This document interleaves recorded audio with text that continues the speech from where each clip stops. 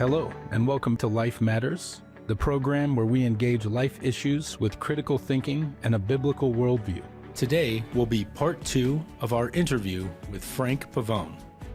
Here is our host, Tony Clark, Executive Director of Assure Women's Center in Omaha, Nebraska. Welcome to Life Matters. Today, we're honored to have Frank Pavone, one of the most prominent pro-life leaders in the world. As National Director of Priests for Life, he has dedicated his life and ministry to ending abortion. He has been at the forefront of the fight for life in both political and pastoral spheres. His unwavering commitment has earned him numerous honors, including the Proudly Pro-Life Award by the National Right to Life Committee and several honorary doctorates. Father Frank, welcome to the program. Well, thank you. I'm so happy you're here. Thank you so much for joining me. Serving on President Trump's National Faith Advisory Board and co-chairing Pro-Life Voices for Trump gave you a front row seat to pro-life policy initiatives.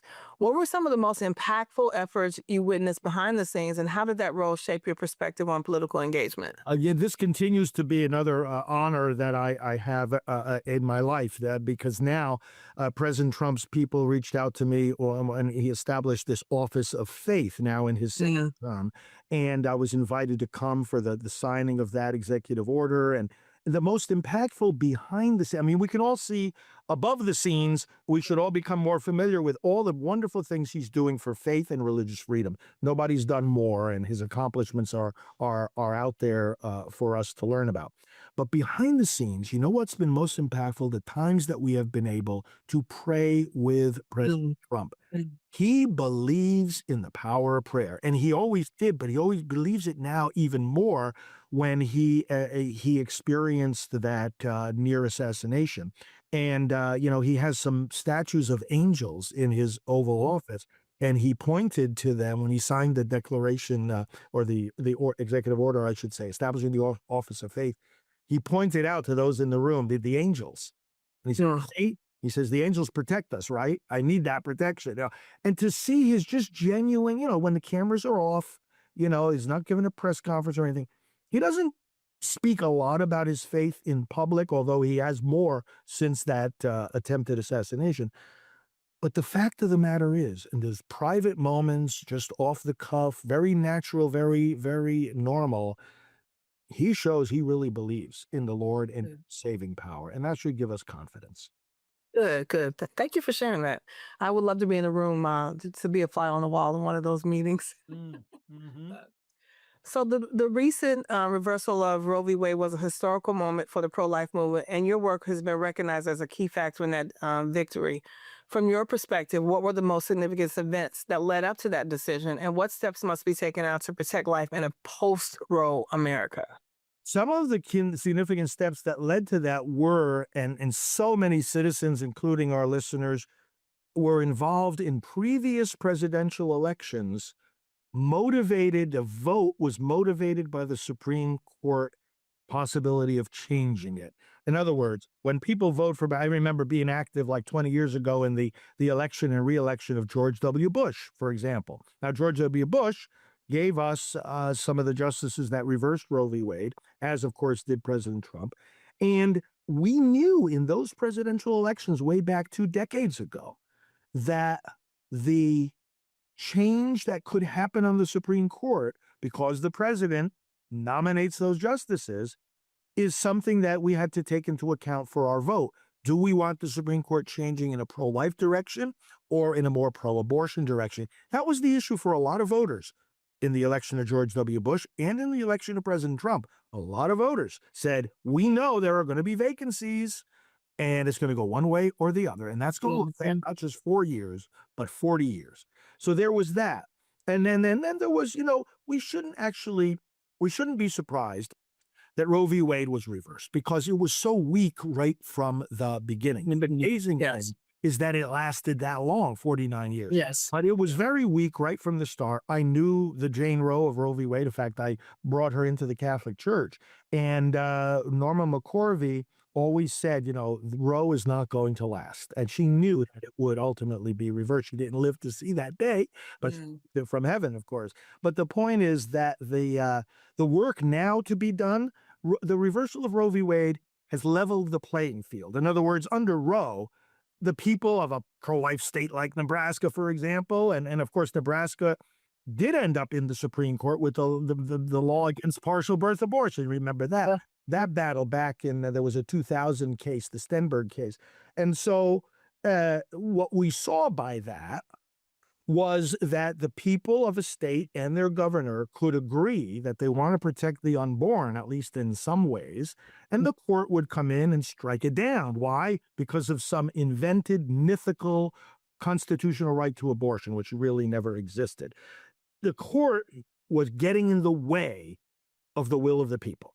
What changed with the Dobbs decision that reversed Roe was that the court said, we're not going to get in the way anymore. Now, they didn't tell the people that they have to protect the unborn, but neither did they tell the people that they couldn't. So the difference with the situation now is that it sort of put the courts into neutral gear, okay? Before they were in reverse, now they're in neutral. And now, so the work is more urgent than ever now for us to talk with our legislators, like we were saying. Yes. Insist on pro-life legislation, because now there's more probability now it's going to be upheld by the courts.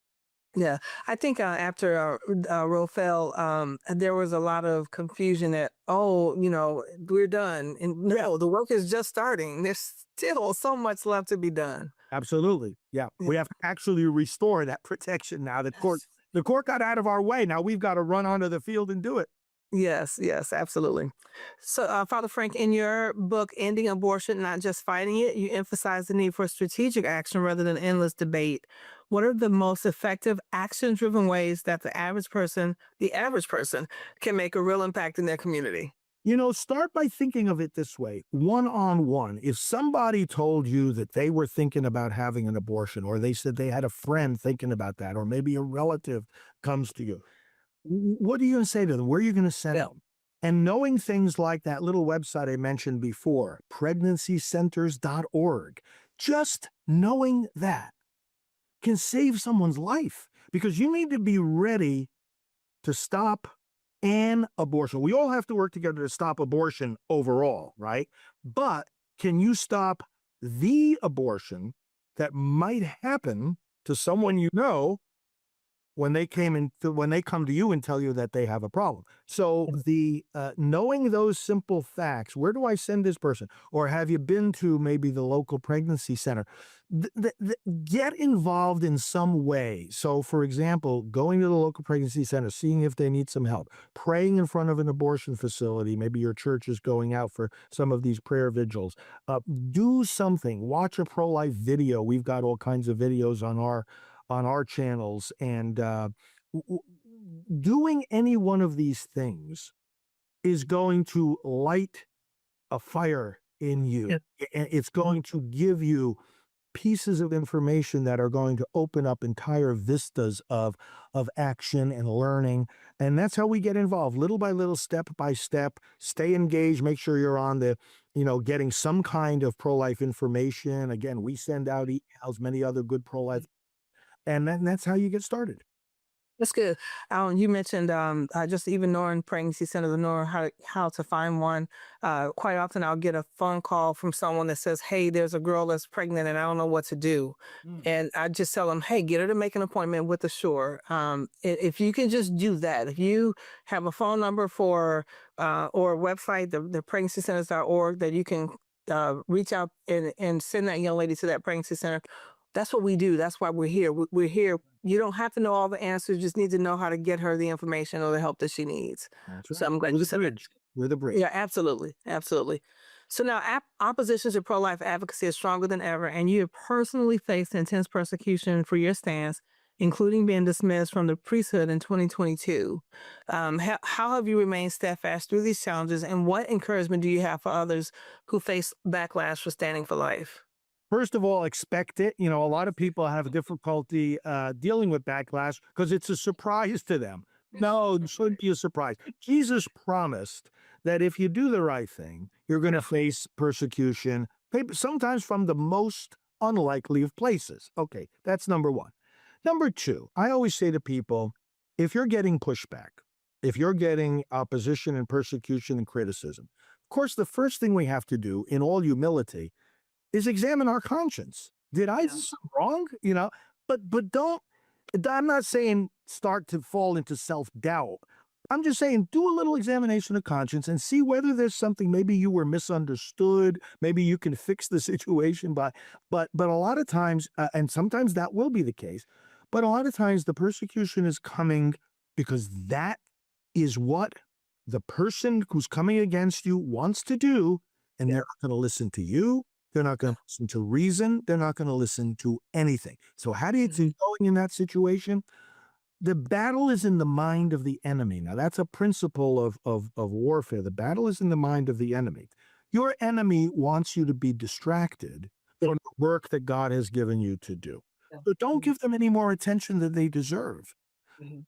I have lots of critics, and I don't think, when I get up in the morning, what I'm going to think about, what I'm going to be worried about, what I'm going to focus on is up to me. It's not up to my enemy. You might try to get inside my head. My enemy tries to get me thinking about anything other than what God wants me to do that day. And I say, sorry, you've got no authority here. I'm going to focus on what I want to focus on.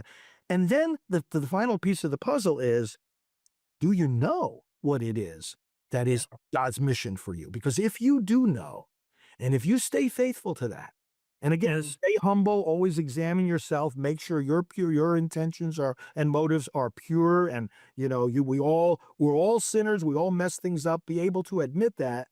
But having said all that, you keep focused on the work God has given you to do. That in itself is going to be your strength. So like you mentioned in my case, inexplicably and just outrageously, Pope Francis dismissed me from the priesthood 2 years ago. It's like, what's the matter? They saved too many lives, heal too many hearts from abortion. What's the problem here? They never gave me an explanation what the problem is. Honestly, it was a absolutely unfounded persecution. But be that as it may, the work is still the work. I'm able to continue doing the work. We're having this discussion here. I'm sure many people are being helped by the things we're saying, right, to come to better understanding. And we're bringing people to the pregnancy center, and we're bringing people to healing after abortion. It's like, hey, that's my joy. And that's what you do. Whoever it is that's listening, whatever challenges you're facing, if you know what it is that God has given you to do, you just keep your eyes on the prize and keep doing it. Good. That's an encouraging word. There's a Bible verse that I'm probably going to misquote it, but it says, be careful when all men speak well of you. Yeah. So I think that's something that is, you hate to say it's expected, but if you're doing the right thing, there's going to be somebody that's complaining. That's all. Thank you for persevering. Hi, this is Kyle with Assure Women's Center. Right now, your donation to support Assure's life-saving work can go even farther. Some donors have challenged us to raise $500,000, and if we do it, they will give us an additional $120,000. But we only receive the $120,000 if we raise $500,000 by June 13th. Last year, we served over 1,600 women, many at high risk for abortion. With your help, we can reach even more. Be part of this life-saving work. Go to firststeptolife.com/bot and give now. That's firststeptolife.com/bot. Thank you. Now, we return to part 2 of our interview with Frank Pavone. Welcome back to Life Matters. I'm Toni Clark, the Executive Director of Assure Women's Center in Omaha. Joining me today is Frank Pavone, National Director of Priests for Life. Looking ahead, what do you see as the biggest challenge and opportunity in the post-Roe era? Yeah, probably the biggest challenge has something to do with what you mentioned earlier, that people may think this is not as serious a battle right now. It's not as urgent an issue. We accomplished what we needed to accomplish. No, don't fall for that at all. The battle is more intense than ever. It's more urgent than ever. And the opportunities, of course, here are now that people are able now to have an honest discussion. What we were seeing under Roe, abortion is a constitutional right. And for many people, that shuts down the discussion. Who wants to go against the constitutional right? Right. Now that we're in a situation where it's not a constitutional right. The Supreme Court has acknowledged its mistake. Some states are making it a constitutional right. But that doesn't change the fact that now the debate has been opened up so that the other side, the supporters of abortion, can no longer hide behind the courts. Oh, it's a constitutional right. See, and then what we have to realize is that meant that they didn't have to make any argument justifying abortion. Yeah. All they did was invoke that dogma. It's a constitutional right. End of discussion. But now that that's been taken away, one of the reasons they're so angry and afraid, and one of the reasons they're trying to get the constitutional right into the states, is that they have nothing to fall back on except, okay, I've got to make the case for abortion. And like we said at the beginning of our conversation, if you go to lookatabortion.org, that's the starting point, and you see what it is, you cannot make a case in defense of it. There is no defense for it. And that's the biggest opportunity we have right now. We're the ones that have the arguments. We're the ones that have the persuasive information and the evidence. We're the ones on the right track. And we're the ones who, when we speak that truth, it resonates in the human heart. The other side is just full of lies and deception, because that ultimately is the work of the devil, to deceive and then to kill. We are the ones who bring hope and life and Yes. information and persuasive evidence. Yeah. Father Frank, do you think there has been a shift in how the younger generations feel about abortion? There has been. We've seen it. Every pro-life leader, we had a leadership meeting here at our Priests for Life headquarters. One of the things we do for the movement, we bring the leaders together, we strategize together, and they all say the same thing, that young people are more receptive, more involved. We reach a lot of them, of course, on social media, and there's a lot of pro-life presence there. And here's one of the reasons. There's two big reasons why they're involved. A lot of people see that they're involved, but they don't understand the reasons. That number one, they know that they are survivors. When you think about a younger person, it's like when they were in the womb and they have, their photo albums now begin with pictures of them in their mother's womb. Yeah. Their lives were not protected. Their lives were not recognized as persons under the law. So it's like a deep personal wound. That's an insult. My life wasn't worthy of protection. What do you mean? So many of them are involved in the pro-life movement because they're actually speaking up for themselves. Yeah. They're saying, I am a person, and I was a person when I was in the womb. That's one dynamic, the survivor syndrome, we call it. The other dynamic is abortion has been going on in America for so long now, under the legality of it, that more and more people every day are being wounded by it. And younger people have seen in their family, among their friends, they are seeing the tears in the eyes of the people that have had abortions and found out by difficult personal experience that it didn't solve their problems. It only created more problems. And by seeing all around them the devastation that abortion brings, broken marriages, broken relationships, suicidal attempts, or actually people succeeding and killing themselves because of their abortions, these young people are saying, you know what? This was a big mistake. Abortion's not fixing anything. It's ruining all of us. And those are the two dynamics working under the surface that are explaining why we see younger people becoming more and more pro-life. I also think that this generation is they're very social justice aware. Yeah.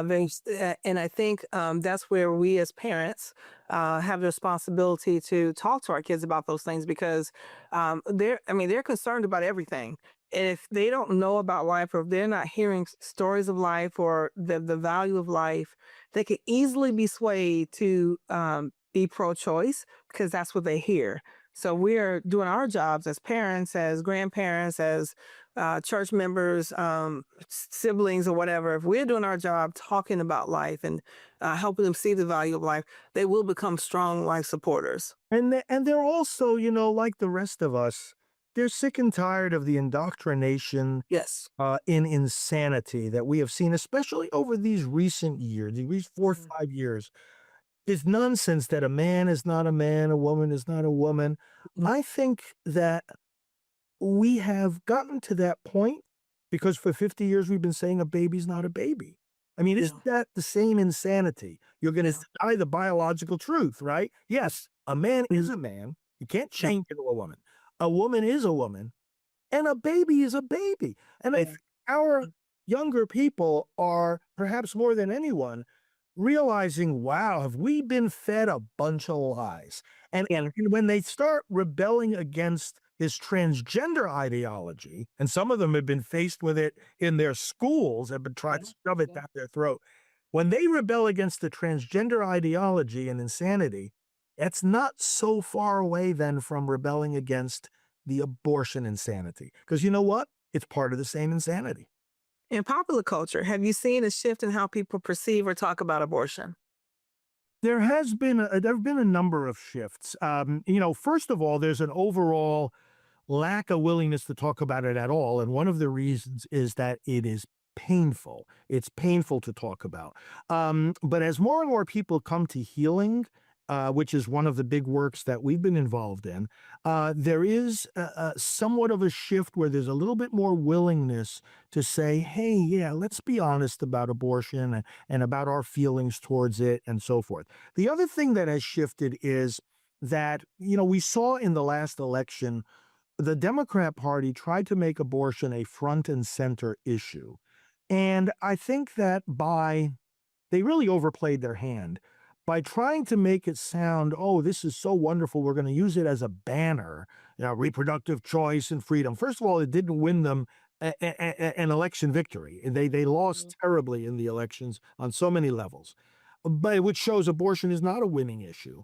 But the other thing that happened was many of those that have been through abortion and know the pain and the devastation of it were offended by that. They said, these people are talking as if abortion is just the glorious rebirth of freedom.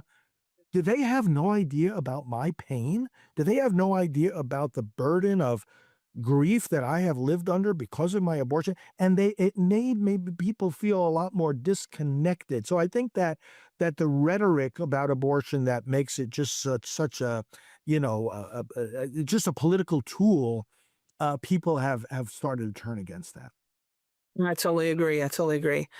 And one more question for you. What does the future look like for the fight for life? It looks very promising if we step up to the plate, because we have more opportunity than ever to do so. There's more opportunities legally. Our efforts are going to be upheld by the courts because Roe versus Wade is no longer standing in the way. And it's a bright, promising future, too, because as was said in the civil rights movement, and one of our close associates here at Priests for Life is Dr. Alveda King, the niece of Martin Luther King Jr., and she points out that the civil rights movement of today is the pro-life movement. But as they said back in the civil rights era, no lie can live forever. Yeah. The reason that the future is promising for pro-life is that the truth does come out. That abortion is, in fact, the killing of a baby. Let's not overcomplicate it. That's exactly what it is. And that it's bad and harmful for that mother, that father, that family. One of the things we will see, one of the reasons also the future is bright, is that we've got a very favorable administration now. And one of the things I'll point out is that in the Department of Health and Human Services, we've got RFK Jr., who wants to make America healthy again. So this is now a whole movement, right? So they're going to be asking the question, why is America so unhealthy? Yeah. Mark my words, one of the things that they will uncover, because they're not going in there as abortion advocates. Right. And they don't need to go in there even as pro-life advocates. They need to just go in there with objectivity, fair-mindedness, even-handedness. If you, with objectivity, start digging for the reasons why America is so unhealthy, one of the top reasons is going to be abortion. It's destroyed health on so many levels. So the future is bright. You know why? Because the truth is going to come out. And we've got some people in power now that are not afraid to expose that truth. So is there anything else that you would want to share with our listeners today? I just want people to know that I am working and ready to work together with my whole team with you. Reach out to us. Priests for Life isn't just about priests. It's not just about Catholics.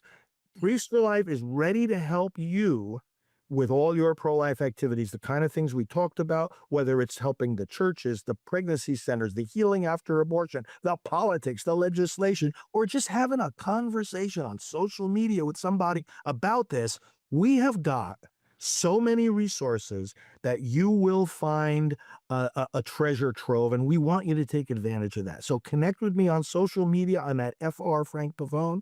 On all the platforms, FR Frank Pavone. Our main website is Pro-Life Central, and that shows that, we've got all this whole variety of ministries. ProLifeCentral.org or .com, and connect with us. We love you, and like I said, I love Nebraska, so I hope to be back out there very soon. But we want to stay connected with you, and that's my greatest desire, that hopefully what we've shared here has been helpful, but there's a lot more where this came from. Yeah. Please stay connected with us and let us know how we can help you going forward. Good. Thank you so much for sharing that. You've also given us some other ones to look at as well. Pregnancycenters.org, abortionforgiveness.com, look at abortion.org, lifeafterabortion.com. And so there are so many resources out there. And I would just encourage our listeners to, once again, contact you or connect with you as well as with Assure at Assure Omaha, firststeptolife.com. So thanks you so much for your commitment to life and for joining us today. I really appreciate your time, and we just thank you for what you're doing for the pro-life community. You're a great encouragement to me. You're welcome, and thanks for having me today. All right. God bless. We want to thank you for joining us on Life Matters this week. Life Matters is an educational outreach resource of Assure Women's Center in Omaha, Nebraska. Assure is helping women with unplanned pregnancies take the first step to life. To learn more about the ministry of Assure, visit firststeptolife.com. Right now, your donation to support Assure's life-saving work can go even farther. Some donors have challenged us to raise $500,000, and if we do it, they will give us an additional $120,000. But we only receive the $120,000 if we raise $500,000 by June 13th. Last year, we served over 1,600 women, many at high risk for abortion. With your help, we can reach even more. Be part of this life-saving work. Go to firststeptolife.com/bot and give now. That's firststeptolife.com/bot.